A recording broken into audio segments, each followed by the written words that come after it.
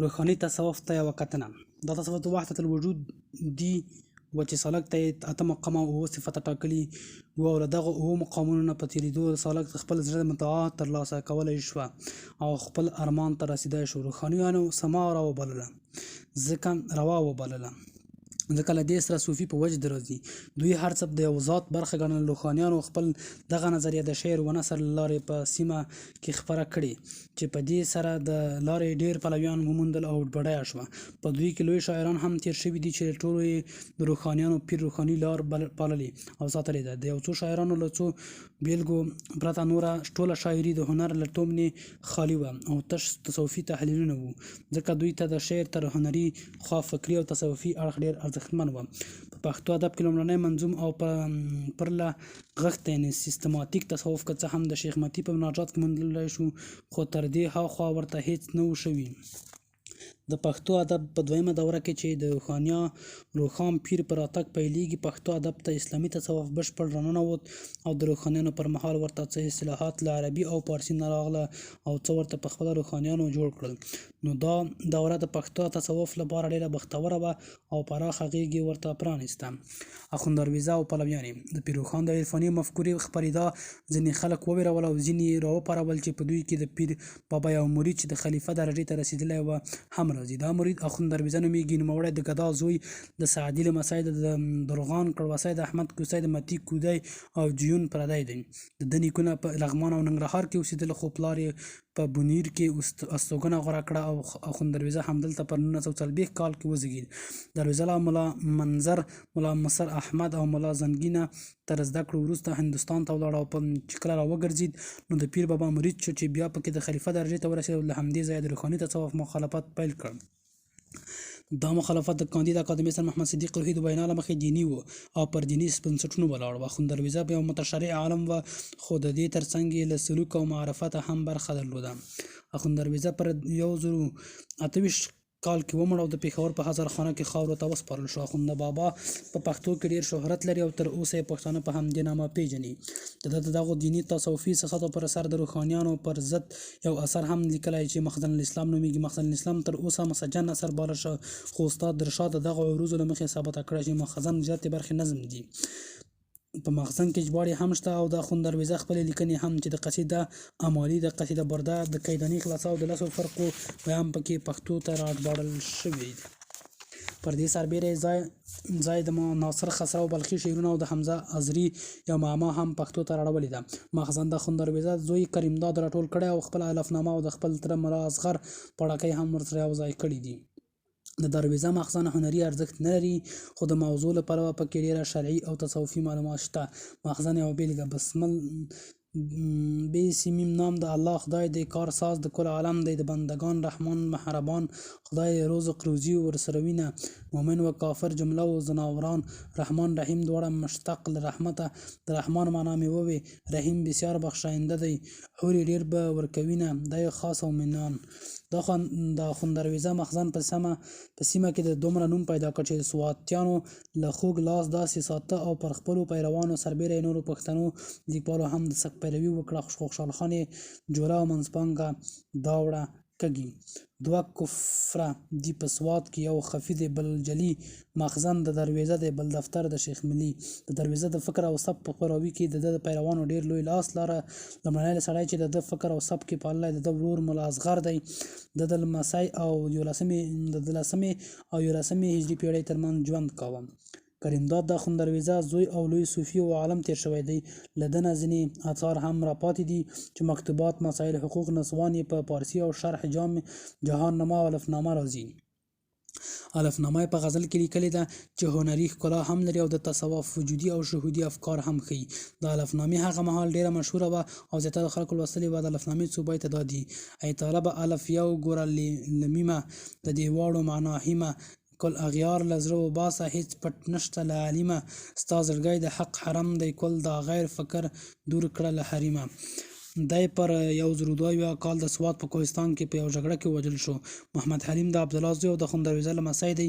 دی هم صوفي او تصوفي اشعار یې موږ ته راپاتې دي. مصطفی محمد د نور محمد زوی د کریم داد لمسی او د اخندرویزه کړوسی دی. دی د 12مې پیړۍ صوفي دی چې د مخزن یې بیا راغونډ کړ او د الفنامې د لیک ترڅنګ آیت الکرسي په پښتو نظم واړوله. عبدالسلام د پاینده محمد زوی او د اخندرویزه لمسی دی. د ځینې نظمونه د مخزن په ځینو نسخو کې شته چې یوازې دیني او تصوفي ارزښت لري. د اخندرویزه د کورنۍ بل شاعر رحیم داد دی چې د مصطفی زوی د نور محمد لمسی د کریم داد کړوسی او د اخندرویزه کوسی دی او پر 1140 ومړ او د سوات په سلامپور کې ښخ دی. د حضرت محمد صلی الله علیه وسلم په پستاینه کې یو شعر ویلی دی: تر شیرین اسم د جار شم محمده، سرفراز د پدیدار شم محمده، سعادت ته دواړو کونو زما دادی، که د خاورې د دربار شم محمده، ستا ثنا به د لوی ویلی نشم، که بلبله د سهار شم محمده، ستا له جامه انجر راکړم چې نوش کړم، تر پایه به خمار شم محمده. خاره واره پښتانه صوفیان. الف جمیل بیک دی د خوشحال خان ورور او د شهباز خان زوی دی. پر 1940 کال کې زیږېدلی نوموړی چې له خوشحال سره په ګډ له یوسفزیو نه د خپل پلار غچ واخیست نو دنیا ته یې شا کړه. خپل ټول شته یې په فقیرانو وویشل او ولاړ. د شیخ رحم کار کاکا صاحب مریض شو. کاکا صاحب پرې ځانګړی پام کاوه. همدا لامل و چې د عرفان لوړو پوړو ته ورسید او له رموزو خبر شو. یو ورځ کاکا صاحب له خپلو مریدانو سره تر یوې پلوڅې لاندې ناست و چې یو مرید ترې تپوس وکړ چې جنت سواره به څنګه وي. کاکا صاحب چې د ځواب په غرض سترګې پورته کړې، جمیل خان یې مخامخ ولید چې پر آس سور را روان و. کاکا صاحب له واره سره وویل چې د جنت سواره به دغسې وي لکه دا مخامخ چې را روان دی. همدا مهال په تصوف کې د معرفت د راز سپارلو محال وي. د کاکا صاحب له خبرې سره د جمیل خان حال بدل شو. له آس نه را پرېوت. یوه ګړۍ نیمه مدهوش شوه چې په هوش کې راغی. کاکا صاحب ته یې وویل چې بس دی، ما د خانۍ او دنیا کاروبار پرېښود. د خانۍ جامې یې وایستې، نوکران یې رخصت کړل او خپل اس یې حلال کړ. کاکا صاحب خپله خرقه او شړۍ ورکړه او ورته ویې ویل چې ته نور له امیر نه فقیر شوې او دا نوم ورپورې ونښت. د فقیرۍ په لومړیو ورځو کې پرې د جذب حال راغلی دی او داسې ښکاري چې زیاتره وخت به د جذب په حال کې وه او چې په دې حال کې به راغی نو ناڅاپي به یې له خولې نه یوه ټپه ووته. د جذب حالت د سلوک په لار کې همشنی او لنډمهالی هم دی، خو فقیر بابا له خپل حاله راګرځېدلی. په لومړیو کې پرې د جذب حالت ډېر غالب و او زیاتره به یې پرې د لیونتوب دوره راغله، نو بیا به خلکو لیونی باله. په دغه حالت کې به د فنا فی الشیخ مرتبې ته هم ورسید. یو روایت دی چې فقیر بابا یو ځل د کاکا صاحب سره په آس سور روان و چې حال پرې راغی. کاکا صاحب ته یې وویل چې کاکا صاحب ته او که زه یم، د ده په ژوند کې داسې نورې پیښې هم شته. عبدالقادر خټک وایي په خلفاو کې مست فقیر جمیل و، صاحب حال و مستانه قال وقیل و، ابراهیم غوندې خاني میري یې پرېښوده، په اختیار یې فقیري ته غاړه کېښوده. فقیر جمیل بیګ په تصوف کې د چشتي طریقې پیرو او ډېر کسان یې مریدان وو. کله چې په مستۍ کې راغی نو له دریا او دف سره به یې سندرې ویلې او سما به یې کوله. د خپلې پښتو ټوټې په همداسې سکر و مستۍ کې ویلي چې ځینې اوس هم شته، خو په پارسي کې بیا ډېر لوی آثار کښلي دي چې یو ارزښتمن کتاب یې مناقب شیخ رحمکار خټک دی. جمیل بیګ تر 80 کلنۍ تصوفي مجاهدي وروسته پر 1114 هجري قمري پېښور ته پر لار ځینو راښګرو وواژه چې د تنګار درګۍ تر من دره کې خاورو ته وسپارل شو. د مزار شاوخوا خلک یې ځان د اولاده بولي، دوی د فقیر خیلو په نامه یادېږي. بیا عبدالقادر خټک د خوشحال خان په پوهانو زمانو کې عبدالقادر خان خټک د خورا لوړ نامه خاوند سړی دی. د پښتنو په فرهنګي کړۍ کې د شهرت د خوشحال تر بل هر زوی زیات دی. دی د فقیر جمیل بیګ زوم چې کېدای شي له خپل تره او خسر نه یو څه روحاني فیض اخیستی وي. عبدالقادر خان خټک پر 1360 کال کې د ذوالحجې پر 25مه زوه کړی دی. مرګ نیټه یې نه ده څرګنده، خو ژوند یې تر 1126 پورې باوري دی. خوشحال بلمیني د بابادل بالا دی پوه او عالم سړی و، له عرفان سره یې مینه وه او په تصوف کې د نقشبندي طریقې لاروی وه او د شیخ سعدي لاهوري مرید و. عبدالقادر خان د ژوند په وروستیو کې له افضل خان سره د اړیکو د خړپړتیا له امله په نوښار کې اوسېده. د ده زیاتره اثار او شاعري عرفاني رنګ لري، خو سبک یې تر ډېره هماغه د خوشحال سبک دی. موږ ته یو لوی دیوان راپاتې دی. پر دیوان سربیره یې د سعدي شیرازي د ګلستان نثري ټوټې په نثر او شعر ګلستې په نامه ژباړلي دي. د ده نثر هم د شعر غوندې روان او مسجع نثرونه له کړکېچه نه آزاد دي. د پښتو خپلې اصلي بڼې ته نږدې او په جمله بندۍ کې د عربي او فارسي اغېز ډېر نه تر سترګو کېږي. دغه راز د ده د جامع روح د یوسف زلیخا کیسه په ډېره خوږه او زړه بوږنوونکې مثنوي په پښتو ژباړلې ده. د حضرت محمد صلی الله علیه وسلم 40 حدیثونه او قصیده برده یې په پښتو نظم اړولې ده. پر دې سربیره یو نصیحتنامه هم لري. د ده په اشعارو کې د موضوعي رنګارنګۍ ترڅنګ هنري ښکلا هم ډېره لوړه ده او ډېر ښکلي انځورونه کاږي.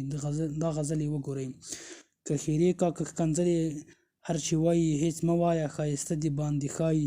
د بهار په وخت هم دا وایه مطربه، چې په ښکلیو مینه نه ښایي نه پایي.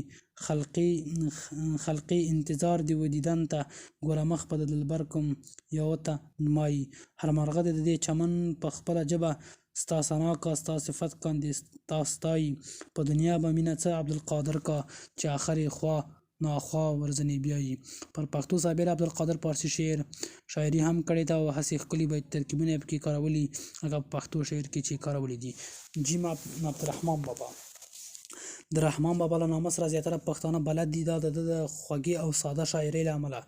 رحمان بابا د پټې خزانې له مخې د عبدالستار زوی و. په 1942 کال د پېښور په بهادر کلي کې اوسېده دی. په مومند په مومندو کې ابراهیم خیل او په ابراهیم خیلو کې د ویزې دی. د پښتنو شاعرانو دته کله د لسان الغیب، سلطان الشعرا او واف بلبل لقب ورکړی دی.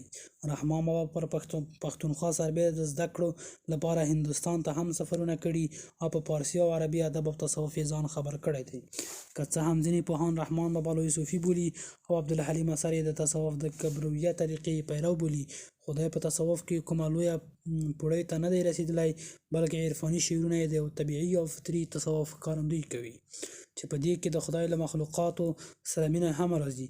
د ده یو دیوان زموږ په لاس کې دی چې اخلاقي، عشقي او تصوفي شعرونه لري او سبک روان، ښکلی، له تکلفه پاک او د کلمو انتخاب ته پکې ژوره پاملرنه شوې ده. که په ګند د شاه فخر شهریار کا، عاشقان د دلبرو په رخسار کا. خرقه پوشو په خرقه کې دی موندلی، هغه حظ چې په دنیا یې دنیادار کا. پتنګانو لره خدای په اور کې ورکړه، هغه عیش چې بلبله په ګلزار کا. دال د څمکنو میا عمر صاحب په 12مه هجري پیړۍ کې یو لوی ولی او ستر ملا تیر شوی دی. د حضرت میا عمر یو مرید وایي چې یو غوث د زمانې قطب الافاق دی، پیدا شوی په زمین شمس الاطباق دی. سمسوات څه هندو سند عجم عرب په دیدار کې پراته دي په ادب. میا عمر د ابراهیم زوی د کلا خان لمسی دی چې لومړی زده کړې په پېښور او تر 1990 کال مخه په علم پسې کابل ته راغی. دی له شاعرۍ سره د طریقت لاروی او په تصوف کې د شیخ لاهوري بلغاري لاسنیوی کړی و او د نقشبندیه طریقې پیرو و. خو چې پیر مړ شو نو بیا د هغه د یو لوی خلیفه سر اعظم شیخ یحیی ټکي لمن ټینګه کړه چې د ده له فیضه یې لویه برخه ومونده. د نوموړي نیکونه هم لوی ولیان تیر شوي وو.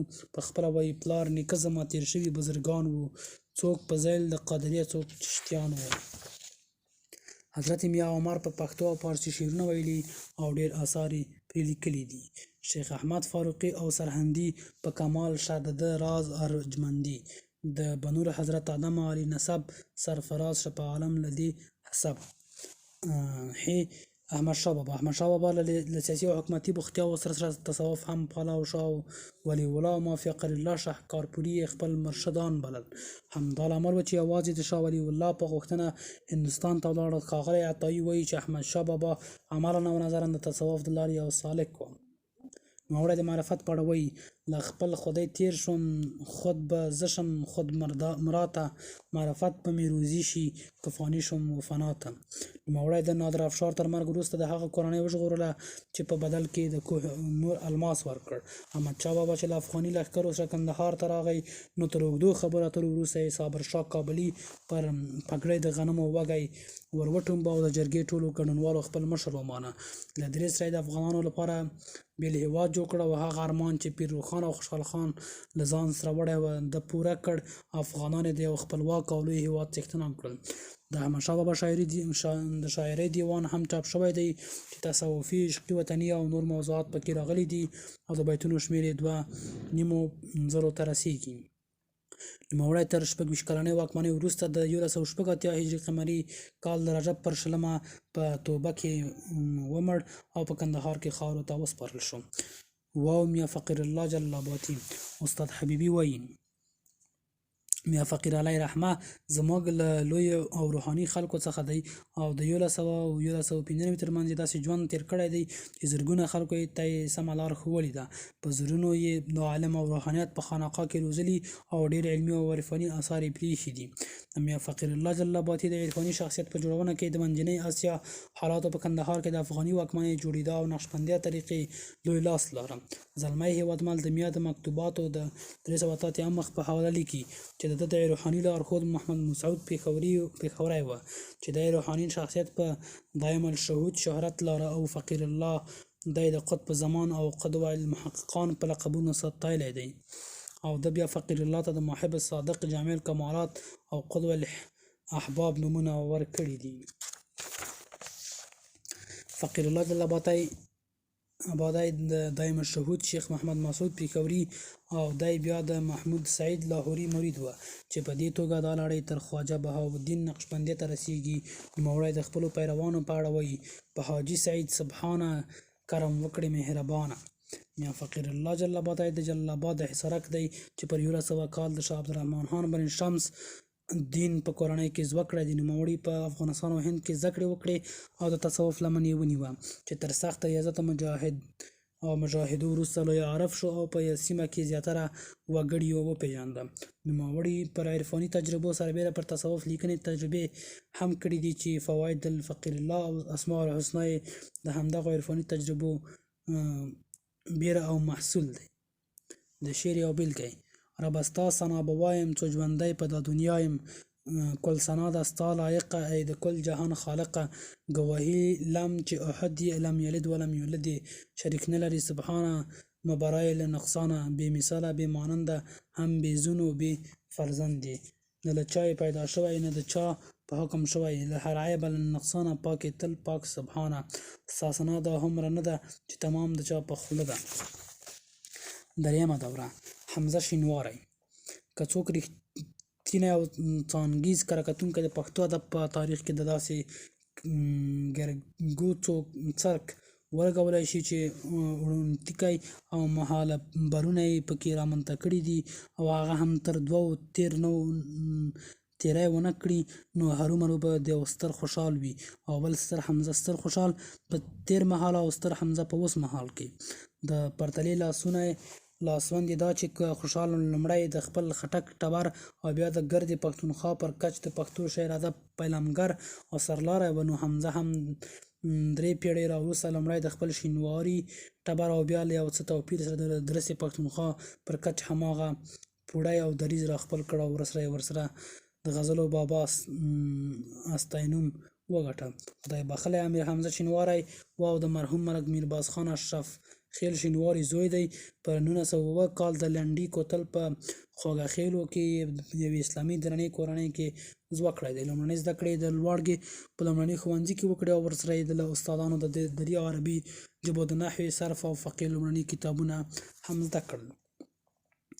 بیا د پېښور په اسلامي کالج کې شامل شو. د درس ترڅنګ به یې اردو اشعار او نثرونه لیکل او د پېښور د پښتو اکاډمۍ مشر مولانا عبدالقادر ته به یې ښوول. په اشعارو کې د خوشحال بابا، عبدالرحمن بابا او حمید بابا، میرزا غالب او علامه اقبال اغیز لیده شو چې وروسته یې سبک ځانګړی شو. حمزه بابا له زده کړو وروسته د تورخم په سیاسي اداره کې د پاسپورت د څانګې مامور شو او پلار یې د تورخم د اورګاډي د ادارې منتظم و. نو حمزه بابا هم د اورګاډي په اداره کې دنده واخیسته. د هند ګڼو ښارونو ته سفرونه وکړل. د بمبي ښار چې د هنري فلمونو جوړولو مرکز و، د پکې لومړی پر 1941 کال د لیلا مجنون او بیا پیغله او علاقه غیر فلمونه جوړ کړل. د حمزه بابا په زړه کې د تل د تقوا او عرفان ډیوه بلیده. نو پر 1921 کال چې د حیرت آباد او اجمیر له سفره پېښور ته راستون شو، له سید عبدالستار شاه باچا خان باچا جان پیر یې د چشتیه تصوفي طریقې لاسنیوی وکړ او په 1930 کال د خپل پیر په څارنه د بزم ادب ټولنه او بیا په پښتو ولسي ادبي جرګه جوړه کړه چې په 1940 کال حمزه بابا د عبدالرحمن بابا پر مزار پښتو مشاعرې پیل کړې. له بلې خوا حمزه بابا د اردو ژبې د ادبي، هنري او عرفاني اداره ادبیه غړی هم و، نو دوی لیکنې به یې په پښتو او دري اثار به یې اردو ته ژباړل. پر دې سربیره حمزه بابا ناولونه، مقالې او ډرامې لیکلي دي چې زیاتره یې خپرې شوي دي. غزل چې کله پښتو ته د فارسي له لارې له عربو څخه راغی، نو تصوف یې له ځان سره راوړ او تر اکبر زمینداوري وروسته ترې روښانیانو په خلاص مټ ګټه واخیسته. خوشحال بابا بیا پښتو غزل د روښانیانو له خانقاوو راوایسته او هرخیز یې کړ. پښتو غزل خوشحال بابا حماسي کړ او د ځمکني عشق رنګونه یې وپوښل. عبدالرحمن بابا، حمید بابا، کاظم خان شیدا، علي خان او نور بیا پښتو غزل نور هم وځلوه او د بېلابېلو سبکونو له لارې د ګاونډو ژبو سیال کړ. د پښتو ادب تر کلاسیک پیرو وروسته پښتو غزل یو څه پښه نیولی شو او له یو څه رکود وروسته یې حمزه بابا لمن ونیوه.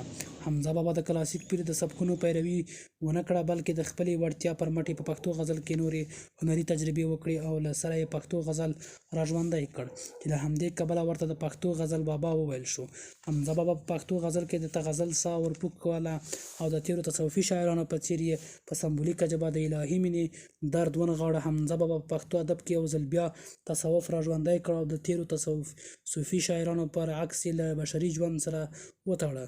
تیرو هغو تصوف یوازې په شاعرۍ پورې محدود کړی و، خو حمزه بابا صوفي والا د ژوند د یو اړخ په توګه وړاندې کړ او خلکو ته یې وښوده چې تصوف کومه خیالي مینه او نړۍ نه ده، بلکې د بشري ژوند یوه اړتیا ده. په پښتو ټولنه او ادب کې د تصوف د سکالو له دې کبله چې هر شاعر ترې جنډه جوړه کړې وه او د هر شعر به پر تصوف ورتاپه ډېره سولیدلې وه. پښتانه د خوشحال بابا په څیر یو د انساني شاعر راتګ ته سترګې په لار وو او نور یې هېڅکله تصوفي شاعري نه شوه زغملی. حمزه بابا پر دې د پاسه هم له تصوفه غاړه تاو کړه، خو د ټولنې غوښتنې یې هم له پامه ونه غورځولې او تصوف یې د ځمکنۍ جامې ور واغوستې. د حمزه بابا د غزل شهرت دوه لوی لاملونه دا هم دي چې نالوستي پکې خپله مجازي مینه ویني او لوستي بیا د تصوف له رازونو او نزاکتونو خوند اخلي. لکه دا لاندې بیت چې له آره د وحدت الوجود فلسفه انځوروي، خو نالوستي بیا له خپل ځمکني یاره د ایثار بېلګه بولي. ته چې ما ته وایې چې له مانه ځان قربان کړه، ځان له ځانه څنګه قربانېږي، زه حیران یم. حمزه بابا چې کله د خپلې حقیقي مینې یار انځوروي نو د یو انسان په څېر لیمه باڼه زلفې او لري او شمه روي دي. د حمزه بابا د شاعرۍ او په تیره د غزل بله لویه ځانګړنه دا ده چې تصوف یې له ملت پالنې سره اغښتی. سره له دې چې تر حمزه بابا له مخه په تصوفي شاعرۍ کې د ملت پالنې څرک بیخي نه لیدل کېږي. خوشحال بابا هر اړخیز شاعري کړې، خو هر څه یې جلا انځور کړي او له یو بل سره یې ګډ کړي نه دي.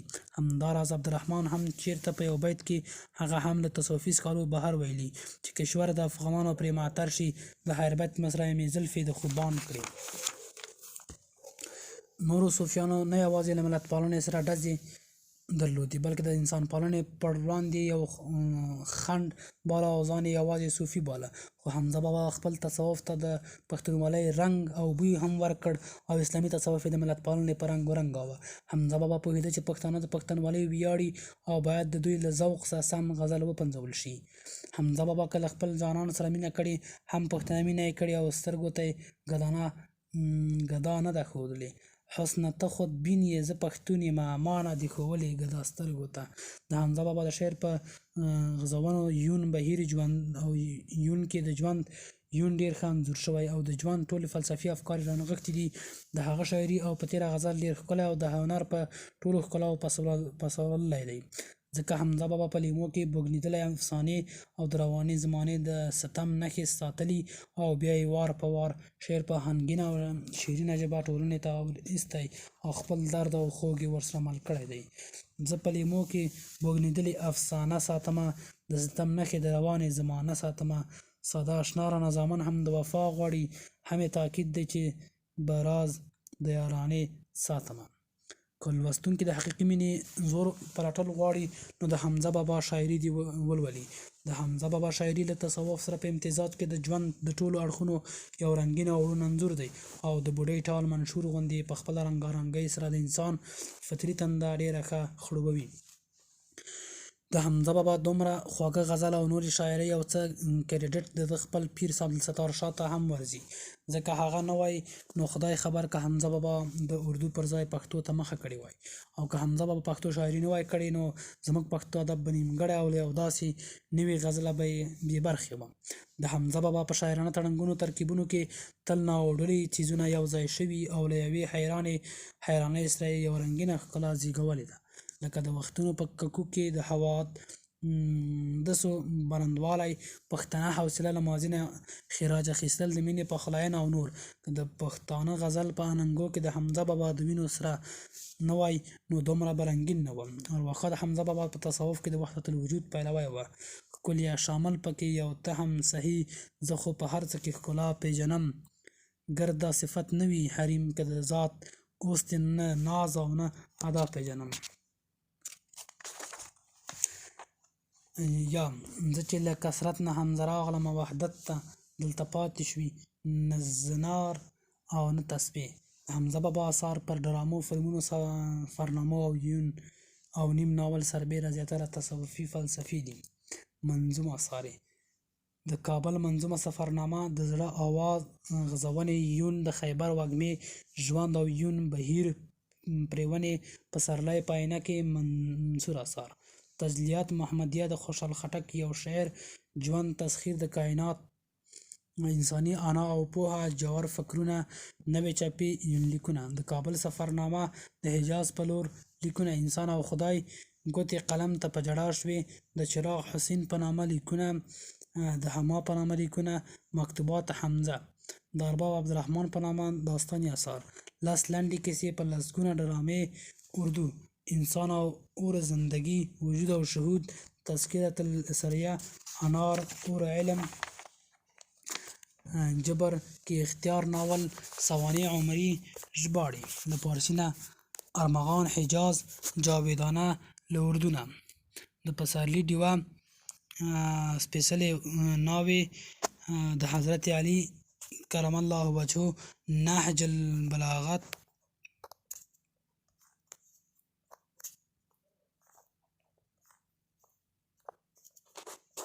اردو ته منظومه ژباړه.